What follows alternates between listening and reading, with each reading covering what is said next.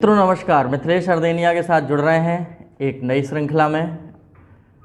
मित्रों, हिंदी में अभी आप शब्दावली पढ़ रहे थे और शब्दावली में बहुत कुछ पढ़ लिया है आपने, बहुत शब्दावली आपको आने लगी और उस शब्दावली में ही थोड़ा सा और आगे बढ़ते हैं। जो कल आपने पढ़ा उसमें 12 आभूषण पढ़े थे आपने। वैसे तो बहुत कुछ पढ़ा, 9 मद पढ़े, 10 दिशाएं भी पढ़ी हैं आपने, 10 अवतार पढ़े हैं, 10 धर्म के लक्षण पढ़े हैं। मतलब 1 से लेकर 12 तक आ गए थे, 12 आभूषण तक। 12 आभूषण के बाद है फिर 16 श्रृंगार। मित्रों 16 श्रृंगार आपने सुना खूब होगा, लेकिन 16 श्रृंगार है क्या, ये समझना बहुत आवश्यक हो जाता है। तो मित्रों हिंदू धर्म में 16 श्रृंगार का बहुत महत्व है और यदि कहूँ तो वैश्विक स्तर में या विश्व स्तर पे जो भारत में है, भारत में ही 16 श्रृंगार का बहुत उपयोग है और यहाँ पर बहुत किया जाता है। इसीलिए तो श्रृंगार किया जाता है यहाँ, इसीलिए तो पूरा विश्व का सबसे बड़ा बाजार है ये सौंदर्य प्रसाधन सामग्री का। मतलब सबसे ज़्यादा सौंदर्य प्रसाधन सामग्री भारत में ही बेचे जाते हैं। तो विदेशों की नज़रें हैं, मतलब भारत सौंदर्य प्रसाधन का सबसे बड़ा बाजार है। तो 12 आभूषण में कौन कौन से आते हैं ये हमने कल बता दिए थे आपको। आज 16 श्रृंगार का नंबर है। तो 16 श्रृंगार में सुगंध, गिनिएगा मित्रों, सुगंध, भाल तिलक, पुष्पहार, कुमकुम, चिबुक बिंदु, वसन, भूषण, तांबूल, दंतमंजन, अंगराज, अंजन, महावर, केशबंधन, उबटन, शौच, 15 हो गए और एक 16 स्नान। तो ये सब 16 श्रृंगार हैं। इसमें से सब आप जानते हैं, जैसे सुगंध है तो आप जानते हैं सुगंध मतलब सेंट, ये स्प्रे। भाल तिलक आप जानते हैं, भाल मतलब माथा होता है, माथे में जो तिलक लगाना है वो भाल तिलक है। पुष्पहार, पुष्पहार मतलब फूलों का हार। कुमकुम, कुमकुम जानते हैं आप। चिबुक बिंदु, चिबकने वाली बिंदी जो होती है वो चिबुक बिंदु है। बसन मतलब वस्त्र। भूषण मतलब आभूषण। तांबूल, मित्रों तांबूल यहाँ पान के लिए कहा गया है। उस समय क्या होता था कि लिपस्टिक नहीं चलती थी, तो लिपस्टिक की जगह जो ओष्ठ रचाए जाते थे वो तांबूल के द्वारा रचाए जाते थे, मतलब पान के द्वारा रचाए जाते थे। तो तांबूल, दंतमंजन, अंगराज, अंजन, महावर, केशबंधन, उबटन, शौच और स्नान, सब जानते हैं आप। इसके बाद देखिए आप 16 संस्कार। यहाँ से खूब प्रश्न आते हैं, मतलब कई बार प्रश्न पूछे गए हैं 16 श्रृंगार में। तो 16 श्रृंगार के बाद 16 संस्कार से खूब प्रश्न पूछे गए हैं। तो 16 संस्कार में देखिएगा सबसे पहला जो संस्कार होता है वो होता है गर्भाधान संस्कार। गर्भाधान संस्कार में यहाँ स्त्री पुरुष का समागम होता है और स्त्री पुरुष को स्नान आदि करके और सुगंधित द्रव्य, लिखा हुआ है पुस्तकों में, जो गर्भाधान में मैंने पढ़ा आपको कि सुगंधित द्रव्य शरीर में लेपन करके और स्त्री पुरुष का समागम होता है गर्भाधान में। इसके बाद है पुंसवन। मित्रों पुंसवन गर्भाधान के बाद दूसरा संस्कार है। तो इसको कहना चाहिए तो लगभग 1.5 माह जो गर्भधारण होता है, गर्भधारण से 1.5 माह बाद, मतलब जब स्त्री या पुरुष का निर्धारण हो जाता है, लिंग निर्धारण, मतलब 1.5 माह समथिंग, 1.5 या 2 माह के बीच में जो गर्भ में बालक रहता है उसका लिंग निर्धारण हो जाता है, या मतलब लड़का है या लड़की है ऐसा। तो लगभग 1.5 माह बाद ये होता है पुंसवन। मित्रों इसके बाद है सीमंतोन्नयन। सीमंतोन्नयन में एक लकड़ी, वैसे गूलर की लकड़ी लिखा हुआ है किताबों में और अलग अलग मिलता है इसमें, कि गूलर की लकड़ी को इस तरह से, जिसमें 2 नख हों, ऐसे लेके, और जो पुरुष होता है वो महिला के, जो गर्भवती महिला है उसके बालों में ऐसे करता है, मतलब जैसे कंघी की जाती है। इस प्रकार से सीमंतोन्नयन कार्यक्रम होता है। और ये अगर आप देखें तो गोद भराई का कार्यक्रम कह सकते हैं, जो 8वें या 9वें महीने में होता है। मतलब वैसे सीमंतोन्नयन एक प्रकार से जो अपने घर में एक नया सदस्य बढ़ने वाला होता है उसके स्वागत के लिए भी किया जाता है, मतलब आशीर्वाद रूप में, कि बड़े बुजुर्गों का आशीर्वाद रहे उस मतलब बालक पर भी, और मतलब जच्चा और बच्चा दोनों पे, दोनों का आशीर्वाद के रूप में ये गोद भराई कार्यक्रम होता है। उसी को सीमंतोन्नयन कार्यक्रम भी कहता है। इसके बाद है जात कर्म। मित्रों, चौथा संस्कार है जात कर्म। जात कर्म का मतलब होता है जन्म।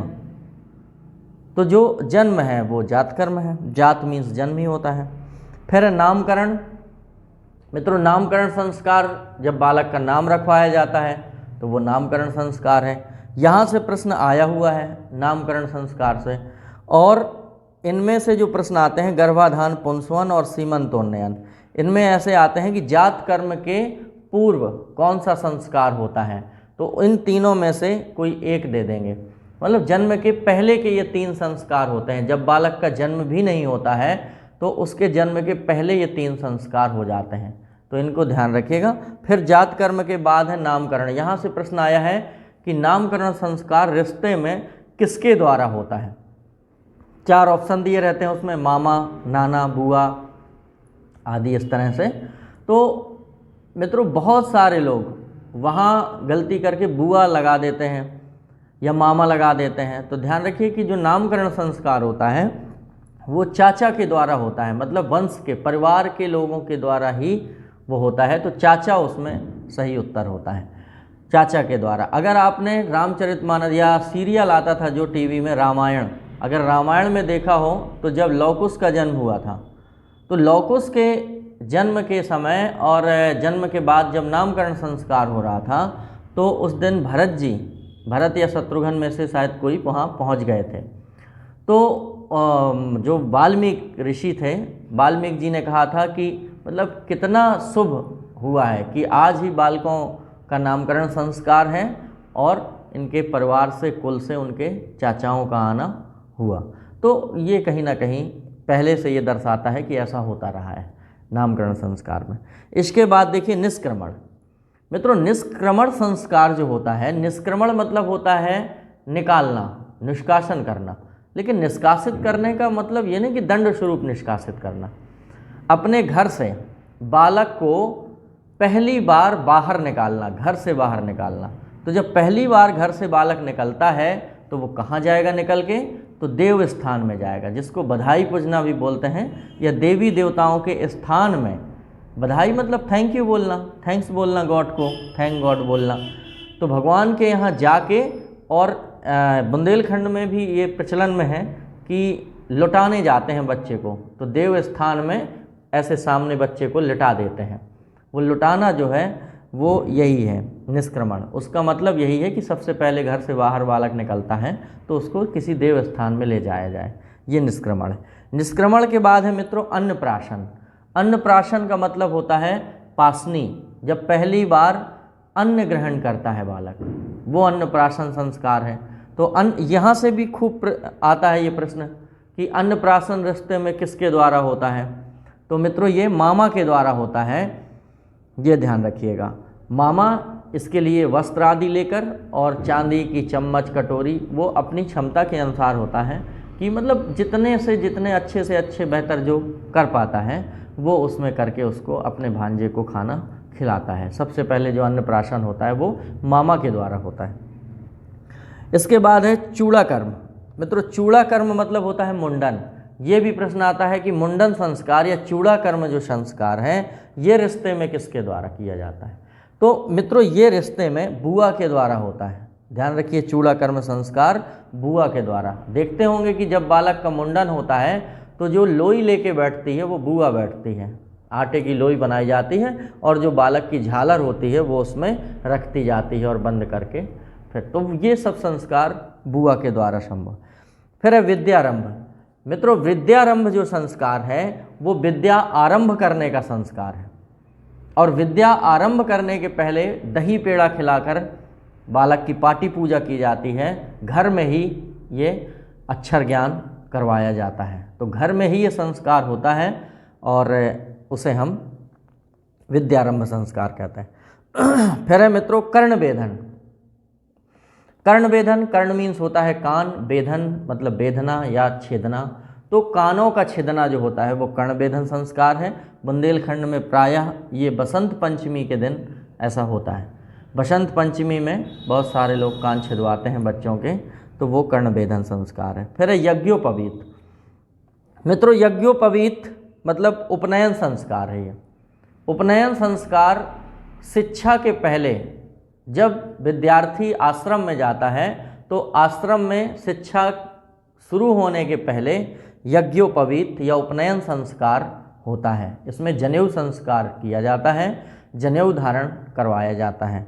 मित्रों, जो जनेऊ धारण है वो रियल में जनेऊ पहनने का भी अलग अलग ढंग था, अलग अलग तरीके थे। जैसे ब्राह्मण है तो ब्राह्मण मूंज का जनेऊ पहनता था, मूंज। तो मूंज जिससे वो खटिया वगैरह बिनी जाती है, कांसे की होती है वो रस्सी, मूंज, उसका जनेऊ ब्राह्मण को पहनना होता था। और मित्रों, जो रेशम का जनेऊ है वो छत्री के लिए था।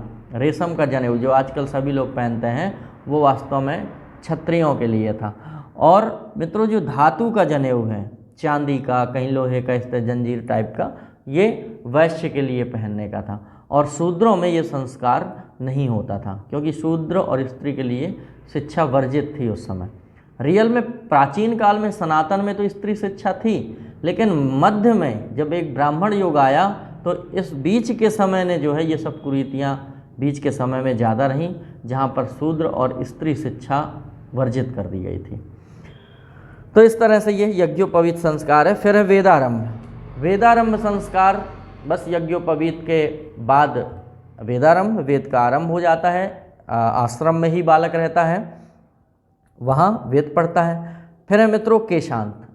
उस वेद पढ़ने के समय में बहुत सारे बालक मुंडे ही रहते थे, मुंडन करवा दिया जाता था तो वैसे ही रहते थे, और कुछ बाल भी रख लेते थे। आपने देखे होंगे कि बाल रख के और इस तरह से, तो उन बालों को क्या है कि बरगद का जो दूध होता है, बरगद के दूध से उन बालों को जोड़ दिया जाता था, चिपका दिया जाता था, जिससे इन्फेक्शन नहीं होता था, खुजली नहीं होती थी बालों में। जैसे राम जी वगैरह जब वन गए थे ना, तो उन्होंने बरगद के दूध से ही बालों को चिपकाया हुआ था, बड़े बड़े बाल हो गए थे। तो इस तरह से जो ऋषिगण मुनिगण के बाल देखे होंगे आपने, चिपके टाइप के रहते हैं, उनके गट्ठे गट्ठे के बने रहते हैं, तो वो इसी प्रकार से करते हैं। तो इस तरह से फिर जब वो आश्रम में उनकी शिक्षा पूरी हो जाती है तो फिर उन बालों को साफ करके, केशांत मतलब केश का अंत करना, केशांत होता है, और केशांत के संस्कार आश्रम में ही होता है। इसके बाद फिर समावर्तन। समावर्तन संस्कार कहलाता है लौटना आश्रम से। मित्रों, यही समावर्तन संस्कार में ही गुरु दक्षिणा देने का प्रावधान है।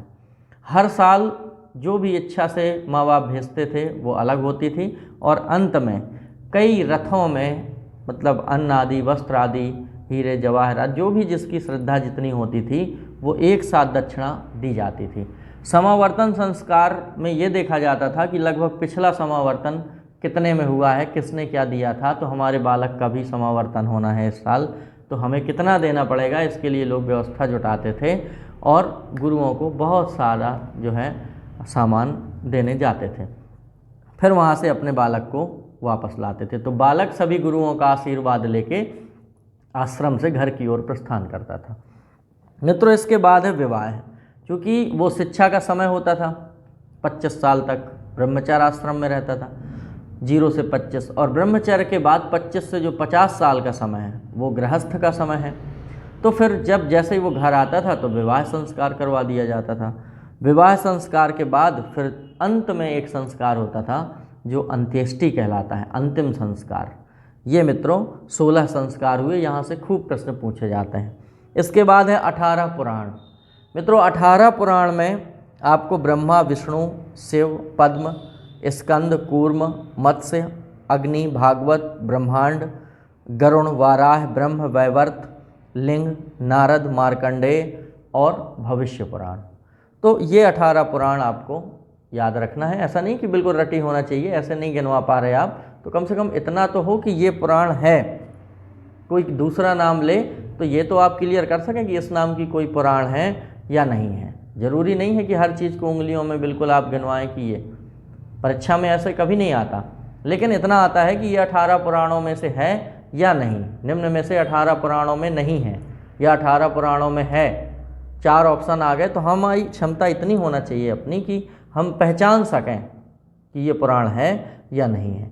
तो इतना आप पढ़ लेंगे। मित्रों, ये शब्दावली वाले जो शब्द थे, संख्यावाचक शब्द, ये पूरे हुए। इसमें इतना ही पढ़ाएंगे, बाकी और भी है। फिर तो शब्दावली तो अथाह है, लेकिन मोस्टली जो आती है परीक्षाओं में वो हम आप तक पहुंचाने का प्रयास कर रहे हैं। इसके बाद है समानार्थक शब्दों में सूक्ष्म भेद।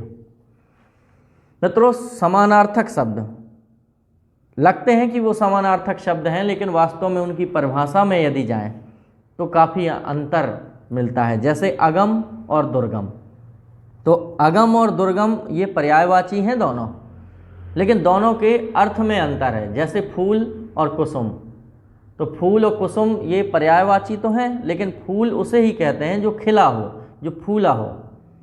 और पुष्प का मतलब होता है पुष्प, वो सुगंध के लिए है, जो सुगंधित हो वो पुष्प है। तो दोनों की परिभाषा में अंतर है, हालांकि पुष्प और फूल दोनों पर्यायवाची हैं। तो ऐसे ही पर्यायवाची शब्द हैं, लेकिन उनमें थोड़ा थोड़ा सा अंतर है, तो वो अंतर देखना है। तो अगम और दुर्गम ये दोनों पर्यायवाची शब्द हैं, लेकिन अगम का अर्थ होता है जहाँ ना पहुँचा जा सके, और दुर्गम का अर्थ होता है जहाँ पहुँचना कठिन हो। जहाँ पहुँचा ही ना जा सके वो अगम है, और जहाँ पहुँचना कठिन हो वो दुर्गम है। मित्रों, इसके बाद अनुभव और अनुभूति। अनुभव और अनुभूति, तो अनुभव व्यवहार या अभ्यास से प्राप्त ज्ञान अनुभव कहलाता है, और अनुभूति चिंतन या मनन से प्राप्त आंतरिक ज्ञान वो अनुभूति है, जो भावों से चलता है। अनुरूप, अनुकूल, समानता या उपयुक्तता का बोध होता है वो अनुरूप है, और अनुकूल पक्ष या अनुसार का भाव प्रकट होना अनुकूल है। अस्त्र शस्त्र परीक्षा में खूब आया है, अनगिनत बार आया है पहले कई परीक्षाओं में।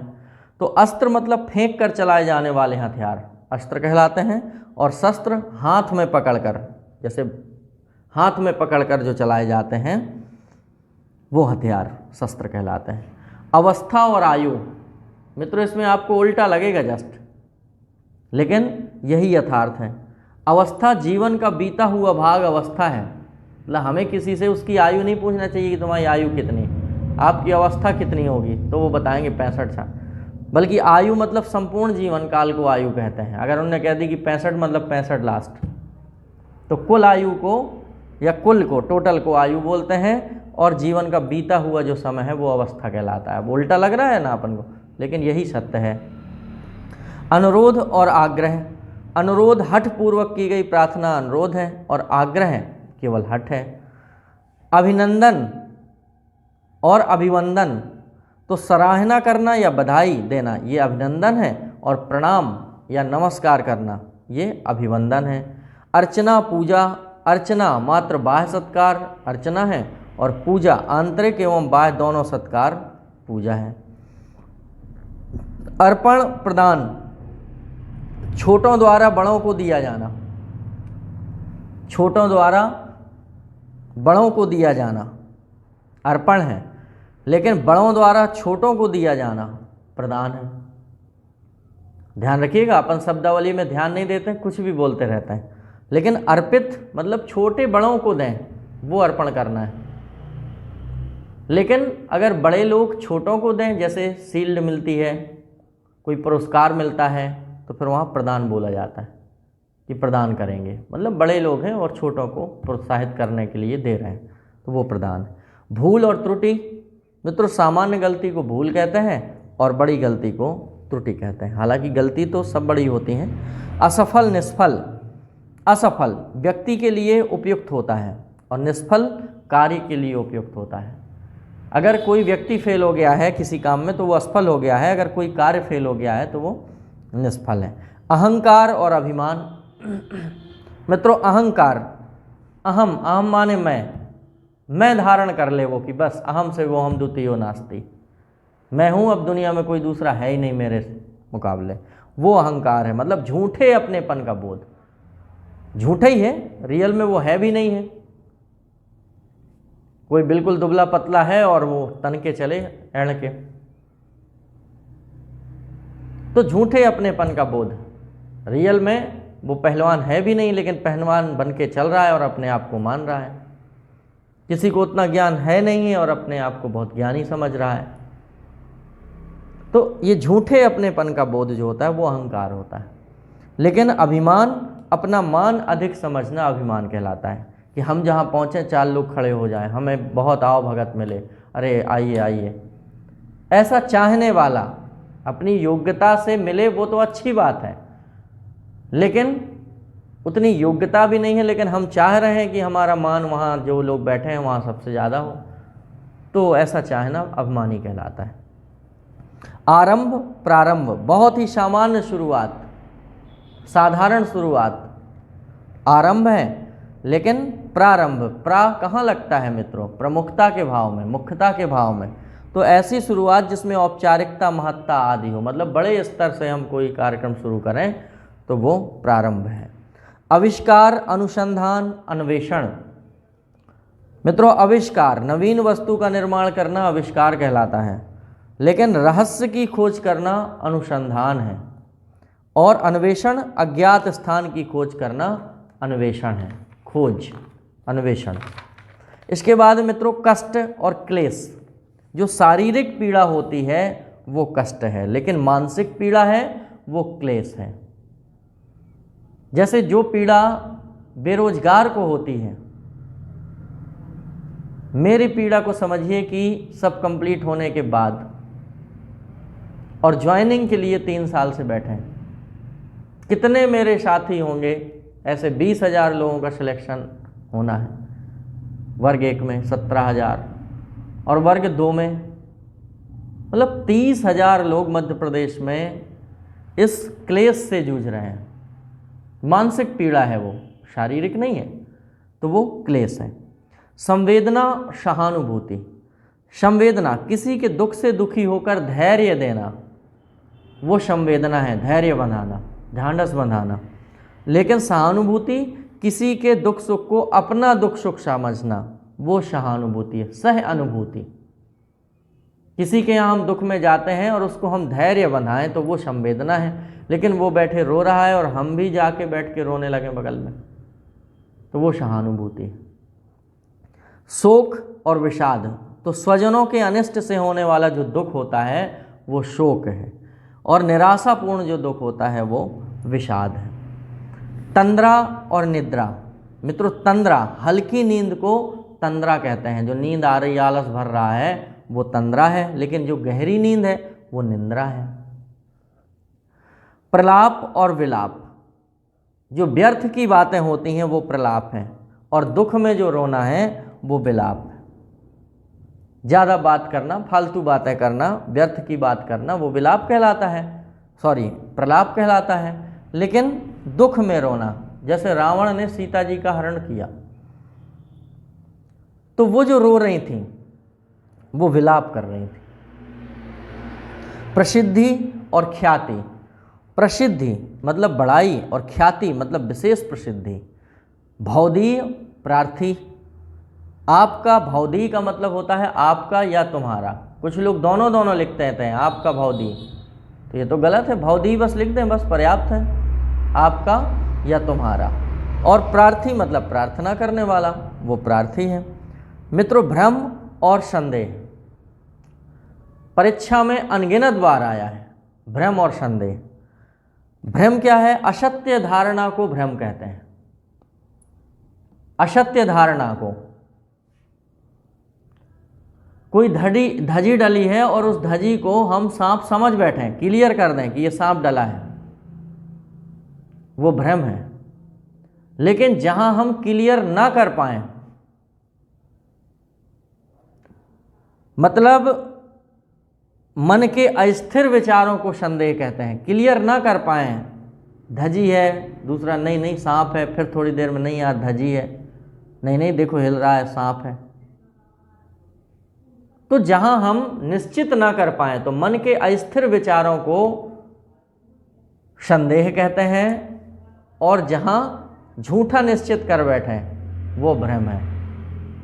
रात में जाते हैं, कोई झाड़ खड़ा होता है और अंतर मन में आया कि कोई खड़ा है, अब उसको देख रहे हैं तो धीरे धीरे उसकी आंखें दिखने लगी, धीरे धीरे दो हाथ दिखने लगे, और धीरे धीरे ये लगा कि मेरी तरफ ही आ रहा है, और आप वापस।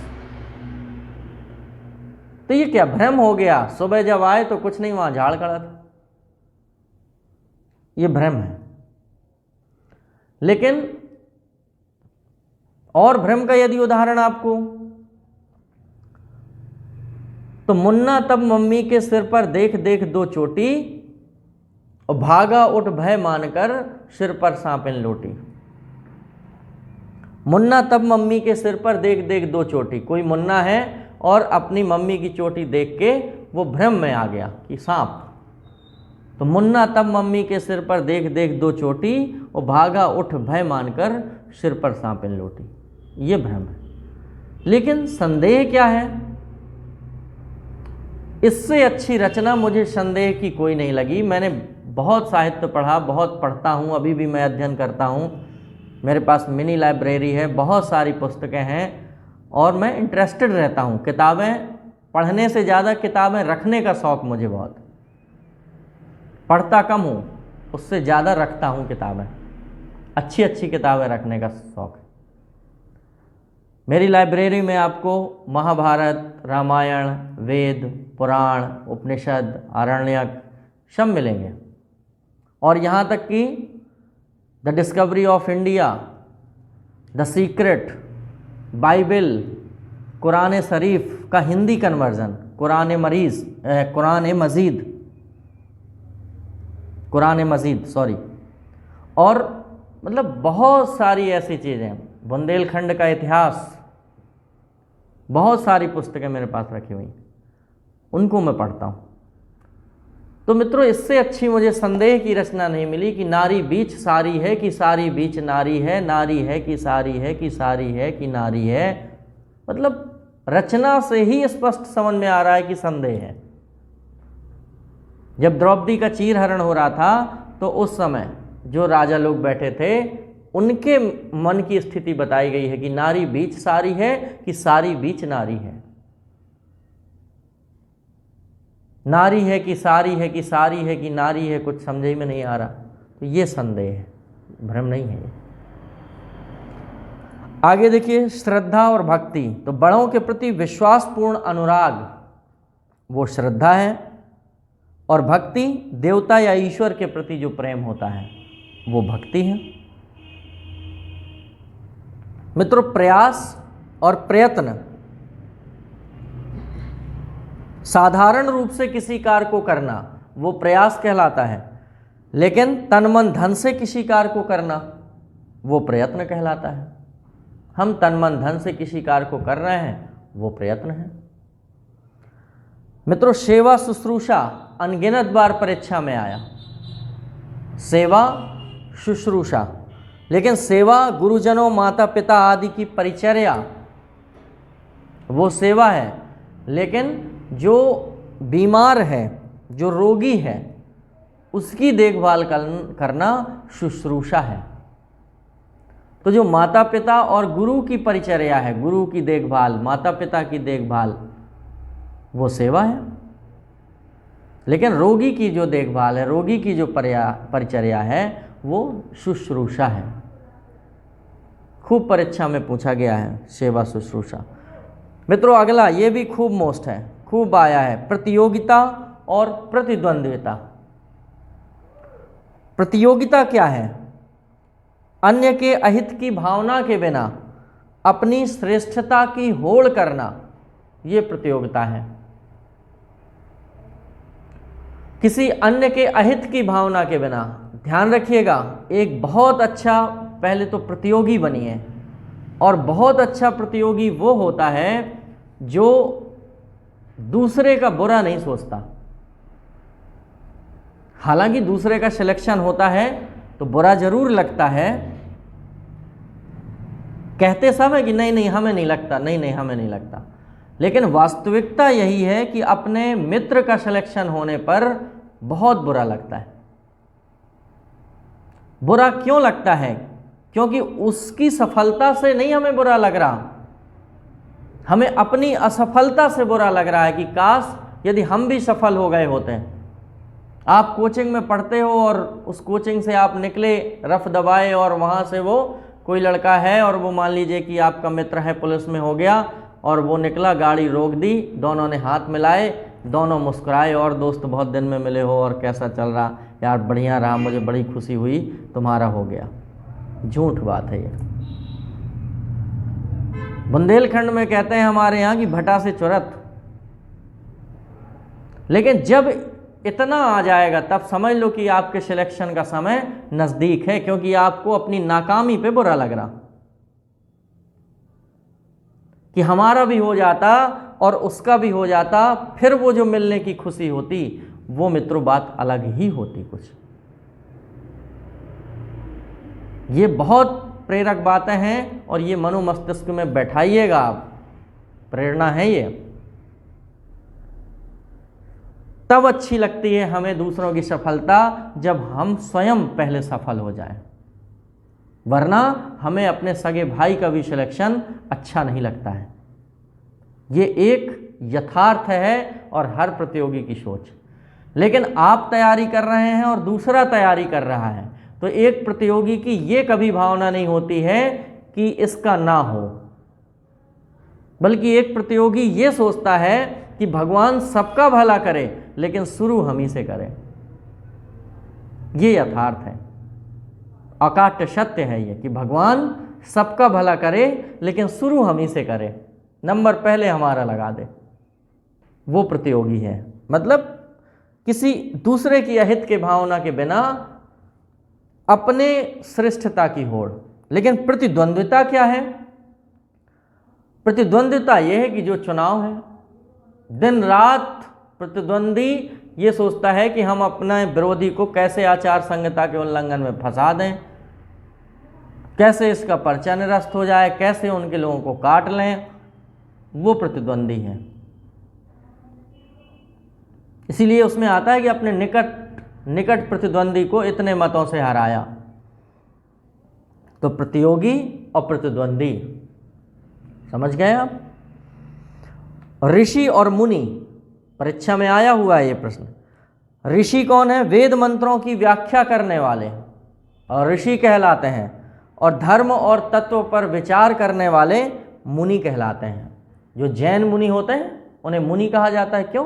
क्योंकि वो धर्म और तत्व पर विचार करते हैं।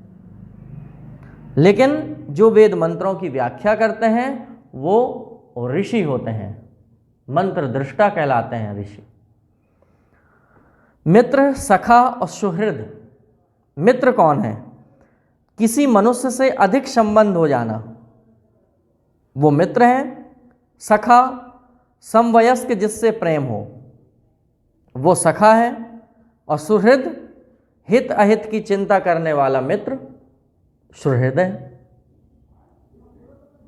मतलब आप समझ गए, मित्र किसी मनुष्य से घनिष्ठ संबंध हो जाना।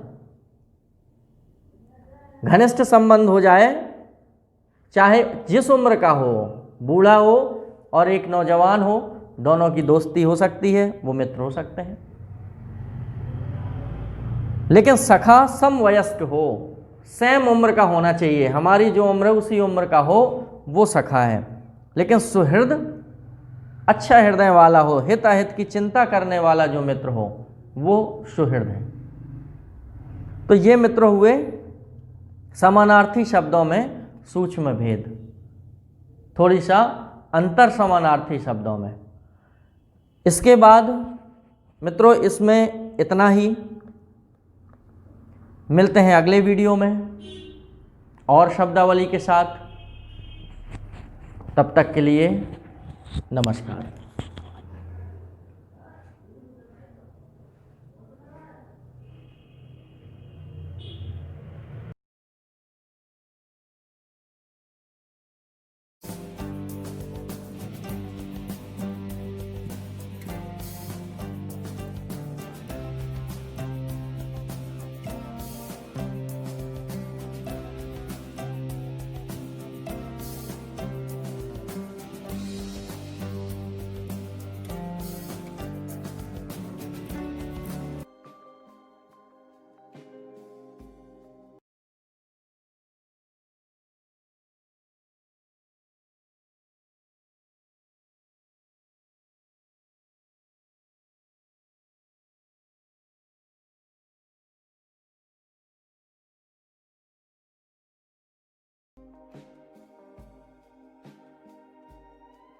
सक्सेसफुल जो सभी एग्जाम को टारगेट करते हुए ध्यान में रखकर ये मिशन चलाया जा रहा है। चाहे आने वाले जितने भी एग्जाम हो, वर्ग 3 महिला सुपरवाइजर, एमपी पुलिस, फॉरेस्ट, पटवारी, सीपीसीटी से रिलेटेड जितने भी एग्जाम है उन सभी को ध्यान में रखकर ये मिशन चलाया जा रहा है। व्हाट्सएप ग्रुप पर स्टडी कराई जा रही है, प्रिपरेशन कराई जा रही है, जिसमें बॉयज़ और गर्ल्स के अलग अलग ग्रुप बनाकर आपकी प्रिपरेशन कराई जा रही है। ग्रुप में आपको time table, strategy, routine, study material, daily and weekly test, guidance, motivation सब कुछ दिया जाएगा। और यहाँ पर ये आप देख सकते हैं अलग अलग ग्रुप बनाए गए हैं, लगभग 22 और आपको ऐड किया जाएगा। तो आप लोग बिना किसी देरी के मैसेज कीजिए और 9981167757 पर आपको ऑडियो मैसेज करना है। व्हाट्सएप से अपना नाम बता देना है, मैं आपको उसी एग्जाम से रिलेटेड ग्रुप में ऐड कर दूंगा। महिलाओं के अलग ग्रुप हैं, पुरुषों के अलग ग्रुप हैं, आप देख सकते हैं, ठीक है। और इसके साथ साथ strategy, routine, syllabus, complete plan आपकी स्टडी के लिए, ताकि आप लोग बेस्ट रैंक हासिल कर सको यहाँ पर, ठीक है। आपकी तैयारी के साथ ही आपको पता लग जाता है कि आप अब अच्छी मेरिट हासिल करने वाले हो, क्योंकि यहाँ पर आपको टाइम टेबल दिया जाता है। हर एग्जाम का अलग टाइम टेबल होता है जो 7 दिन में बदलता रहता है। जुड़ने से आपको फायदा क्या मिलेगा? Time table, strategy, routine, study material, daily weekly test, guidance, motivation सब आपको मिलता रहेगा। जुड़ने के लिए आपको 99811677 और 757 ये व्हाट्सअप नंबर है, इस पर आपको ऑडियो से नाम बता देना है अपना, और किस एग्जाम के लिए आपको जुड़ना है वो भी मुझे बता देंगे तो मैं आपको जोड़ लूंगा। सभी एग्जाम की प्रिपरेशन कराई जाती है, सभी एग्जाम की ऑनलाइन ऑफलाइन टेस्ट सीरीज मिलती है, नोट्स मिलते हैं तो आप ले सकते हैं। ये सारा कुछ आप देख सकते हैं।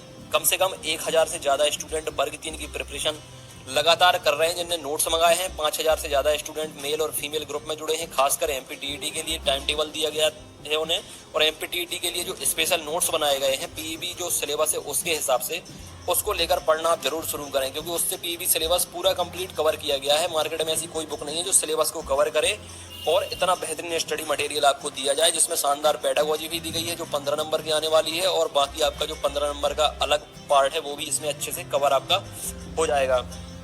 नोट्स लेने के लिए आप इंदौर में आ सकते हैं, हैंड टू हैंड भी ले सकते हैं, छतरपुर में भी ले सकते हैं। हैंड टू हैंड आपको कम कीमत में वो तुरंत मिल जाएंगे, बाकी आप अपने घर पे भी मंगा सकते हैं स्पीड पोस्ट से। उसके लिए भी मुझे 9981167757 पर मैसेज कर दें। छतरपुर का जो ऑफिस है वो छत्रसाल बुंदेलखंड यूनिवर्सिटी के सामने है।